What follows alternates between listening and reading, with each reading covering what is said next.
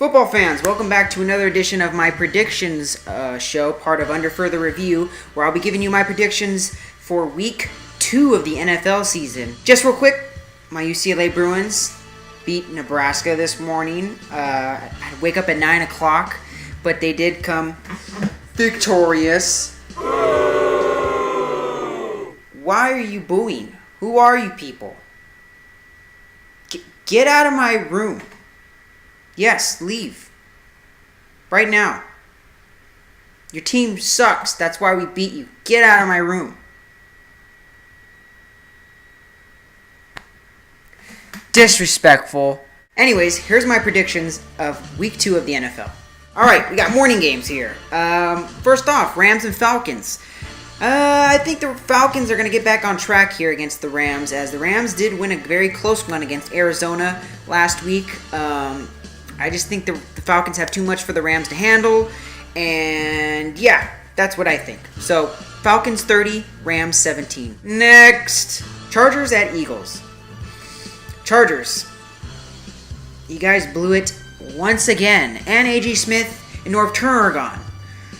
I mean, they're already in a rebuilding thing. I know. I'm not really expecting too much. I'd like to see them win more, but yeah, they did it again Monday night. So the Eagles, on the other hand, look great. This offense looks very threatening. I wouldn't want to play this team right now, as teams are going to try to get their info on this. But as far as I'm concerned, it's just going to be flying for a while. So I see the Eagles winning this. The Eagles 37, the Chargers 17. All right, our next game, Cowboys at the Chiefs. Well, the Chiefs did exactly what I thought they would. I'm surprised they gave up a safety against Jacksonville. And the Cowboys, on the other hand, didn't have a very impressive win against the Giants, as they were lucky enough that they turned the ball over from Eli Manning and company 6 times. So, I don't know if this defense can really step up to this Chiefs offense, as I just saw a totally different Chiefs teams this year, with the defense totally revamped and the offense that now has a quarterback with a deadly runner in Jamal Charles. So, for me, I got to take the Chiefs here, and I think the Chiefs will win 24, the Cowboys 17. Next game, okay, Dolphins at Colts. Dolphins didn't have that pretty of a win against the Browns last week, and the Colts didn't really have that much of a prettier win either against the Raiders. But I do think the Colts come out on top on this, and the reason why, Andrew Luck. And Andrew Luck, I think, is better than Ryan Tannehill. And Ryan Tannehill is still working with his weapons, trying to get chemistry. It was here and there. The rushing game is awful for the Dolphins also. And I just see a smarter and better football team in the Colts. So I think the Colts will win 17, the Dolphins 13. Next game. All right, another morning game here. We got the Titans at the Texans. Now, the Titans surprisingly beat the Steelers. But now that I know that the Steelers are just completely awful, as they've lost Marquise Pouncey at center, I kind of understand why they won now. So, but I'm not going to throw them under the bus too bad here, as I did see the Texans thought they were going to lose to a Chargers team that's in a rebuilding process. So they kind of seem into a funk. They are playing at Texas, at the Texan Stadium, but I think the Titans will put up a good fight. But I'm giving the favorite here to the Texans, as they win, the Texans 28, the Titans 20. Okay, Redskins at Packers. This is a very big game for both teams, as it's only week 2. But if you look at both their schedules down the line, it's not easy at all. So I think the Packers have to win here, as I am obviously a Packer fan, and I think they do edge out the Redskins here, but I'm still cautious of an RG3 that put up some big points late in the third and fourth quarters against the Eagles. But thing is that this is not an Eagles defense. It's a very new defense that played very well against San Francisco. And the Packers are getting some players back too, with maybe Morgan Burnett on the defensive side, and hopefully Casey Hayward. Other than that, I mean, the Packers have Aaron Rodgers. I see the Packers winning this. Packers 37, the Redskins 27. Next game. All right, Browns at Ravens. Well, Browns have no offense, so I'm already giving them no chance. So make this quick and short and sweet. The Ravens 31, the Browns 12. Another morning game here. Panthers at the Bills. Panthers, I thought they were going to squeak by the Seahawks last week, but they didn't. So I think they'll squeak by the Bills this week, as the Bills, they're playing at home again, and they barely lost against a unchemistry Patriots defense, but I think the Panthers get things together with their very dominant defense and maybe put some more points on the board than last week. So I think the Panthers win this 17, the Bills 16. Vikings at Bears. All right. Well, I picked the Bears to lose last week against the Bengals, and they barely won. So I'm going to give the edge here to the Vikings, as they looked very strong in the first half against the Lions, but I'm second-guessing Christian Ponder, and I think he can pull off a win at Soldier Field against the Bears, as I saw a Bears team that struggled for most of the game, that really relied on the defense, especially Charles Tillman, who was just dominant the whole game. That guy is just amazing. But I think the Vikings win this one by the score of 24, the Bears 21.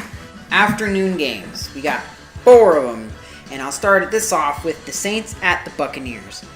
Well, we all know what happened to the Buccaneers against the Jets, right? The game-winning field goal because of the late hit by Lamont David. Yeah, I've been thinking about that lately, and I'm pouting about it, and I needed some other team to take this out on. And the Saints are perfectly in a position to get upset, I think, by the Buccaneers this week.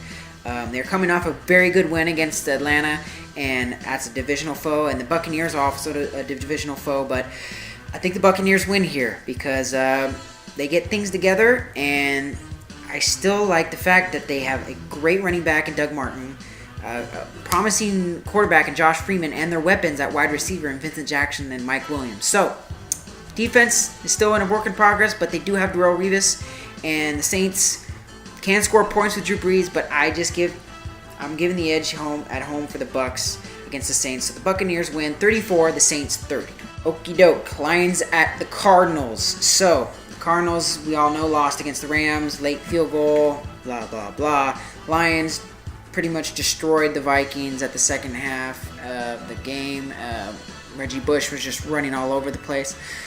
I think they keep that up. I think the Lions get some points scored to Calvin Johnson this week, as probably Reggie Bush will be definitely eyed as the key playmaker, but I'm actually really interested in how this team goes forward each week, because it's hard to target 2 dynamic playmakers like Calvin Johnson and Reggie Bush, along with Matthew Stafford, who can just fling the ball to anybody. So I think the Lions have a huge edge here, as the Lions beat the Cardinals 28, the Cardinals 16. All right, Jaguars at the Raiders. Jaguars are the worst team, obviously, in the NFL, as Week 1 just proved that against Kansas City. They couldn't do anything. They couldn't get the ball past the 36-yard line, and had a ridiculous stat that I had in my other videos about, like, maybe they ran 53 plays for 48 yards or some ridiculous thing. Just awful.